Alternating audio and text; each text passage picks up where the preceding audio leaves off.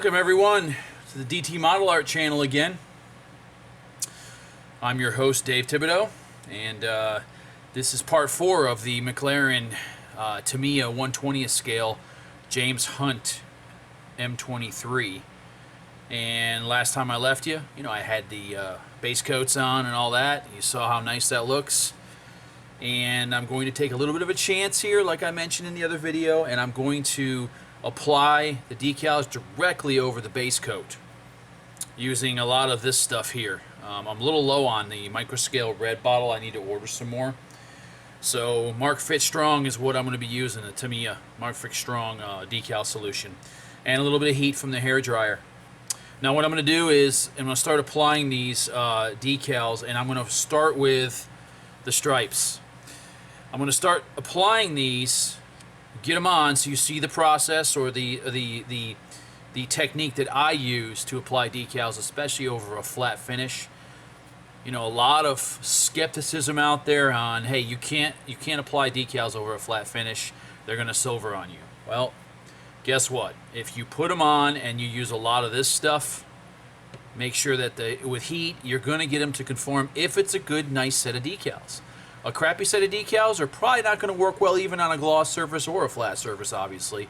But this is the decal pool set, and it's a really nice set from what I've seen. I've used decal pool decals on other cars before, and they really are nice. They're thin, but the registry is perfect, and they are usually very, very opaque, which, they don't let the colors bleed through. So what we're going to do first, and keep in mind, they're not numbered on the sheet, at least not on this one. They're numbered on the reference sheet. It's a little tiny small scanned copy of the actual sheet itself on this decal, and those are numbered. So you use that as your reference to figure out what decal off the sheet you need. And the first thing I'm going to do is apply these guys. I'm going to apply the stripes first. I want to get them on first, and then I'll go ahead and put a few other decals on, and then we'll speed up the video a bit and apply the rest of the decals, or almost maybe a side of them, and as long as you get the idea. And then I'll come back and show you the completed car, all decaled, ready to be gone to the next step. Hopefully in this video, if it's not too long, I'll go ahead and show you the application of the clear coat as well. And a lot of you are probably, I'm going to just reiterate, you're asking, well, why are you not putting a coat of clear on it and just going with that as a foolproof method? Well, A, you don't have to if you've got a good set of decals and some good solvent. B, I don't want to put a coat of clear on this, decal it, and then have to clear it again. That's too many coats, and I'm afraid I'm going to lose my rivet detail like I mentioned in the last video. So let's get to it. We'll throw some music on, and I'll start decaling this, and you'll see as I'm doing it what the application is.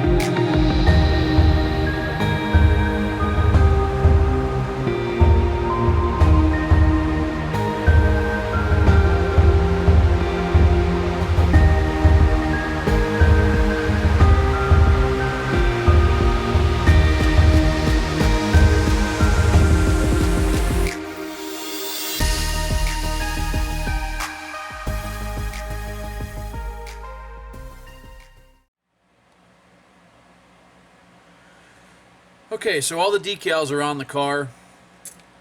Like I said, everyone, I just wanted to show you a small, example of how I apply the decals. And the reason why I also kind of, sped it up and didn't do as many on camera is because this sheet, as good as it is, it might be old, but man, it took forever to get those decals to come off the paper, and that's what was eating up my time a little bit. So I got a lot to cover in this video, so I decided to just do a few decals so you got the idea, and then finish them up off camera. The next step here is to clear coat the car, but I'm going to let it dry overnight before I do that. So we're going to let it dry overnight, and then we'll come back, and the next step of this video will be clear coating it, and I'll explain what I'm going to do there. But I wanted you to see just the match of the decals compared to the Gravity colors. Neon red, it's a dead match.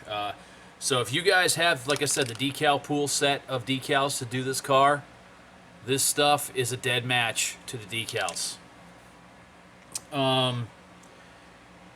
You'll see some carrier film in some areas. You'll see that because it's glossy compared to the flat. That'll all, meld in and just disappear once I clear the car. And that's going to be done with the Shopline 830 4-to-1 clear coat, urethane clear coat next. I'll be putting in my Badger 150 airbrush, and you'll be joining me in the booth. So all the decals are on. They took a lot of heat and a lot of the Tamiya Strong solution, and I even had to go to some of this stuff, the Mr. Hobby Mark softener. This has got to be the most powerful stuff out there. Use it carefully, but it really, if you got a stubborn decal, this stuff, if this doesn't do it, nothing's going to do it. Let's put it that way. But the neon decals around the bottom edge of the bottom of the car here were a bear, because they're conforming to a curve, and I had to get them straight. And there's 3 pieces to them. You got to match them all up, so I was able to get it done. But also got the rear wing done as well. That's all ready. So we're ready to clear coat this thing. So before I do that, I'm gonna wash the parts. Some people ask me, when you're done decaling, do you need to clean the body before you clear? And the answer is yes. You don't want to leave the residue from this stuff on the body, especially if you've burnished it in with a hairdryer, which is what I did a lot. So I'm gonna wash the body in. Just use like a Dawn dish soap. Don't use like the real heavy fragrance stuff. Just get the green bottle or the Gain, green bottle of dish soap. Real plain, simple stuff. It's strong enough. You lightly wash the body with the dish soap. Don't scrub it with a toothbrush or anything. Just wash it in warm water with Dawn. Rinse it off, and then pat it dry. Set it aside and let it dry really well before you clear it. But before I even do that, I'm going to let this dry overnight. Always let your decals dry at least 8 hours, 8 to 12 hours overnight before you wash them and apply the clear coat, or you will have problems with things bubbling up or decals lifting. And once they've lifted and you're using urethane clear like I am, it's too late. You can't go back. You'll have to start over. So I'm going to wash the body, set it aside tomorrow, not tonight. And then I'll join you again in the next piece of the video, and we'll get this thing cleared up. See you in a bit.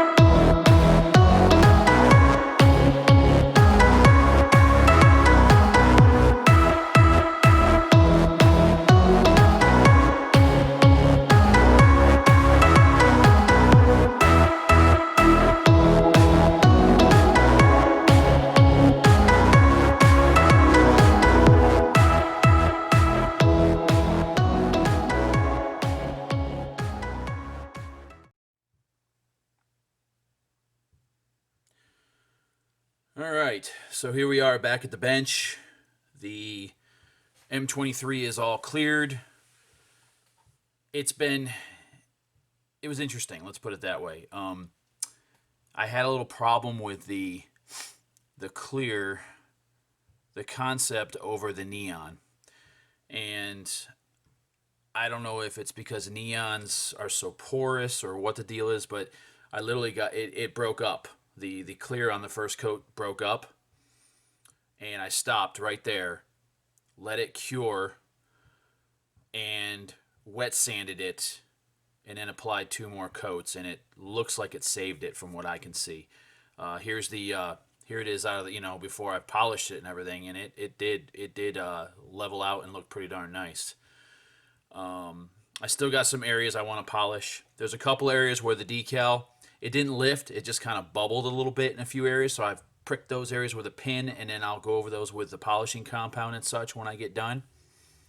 And I should have a good look on it toward the end.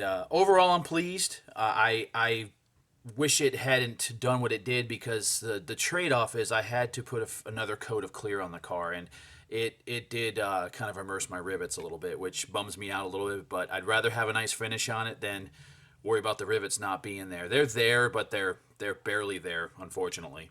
But it's okay. We're going to go on with the build anyways. I'm happy with it to the point where I can still continue.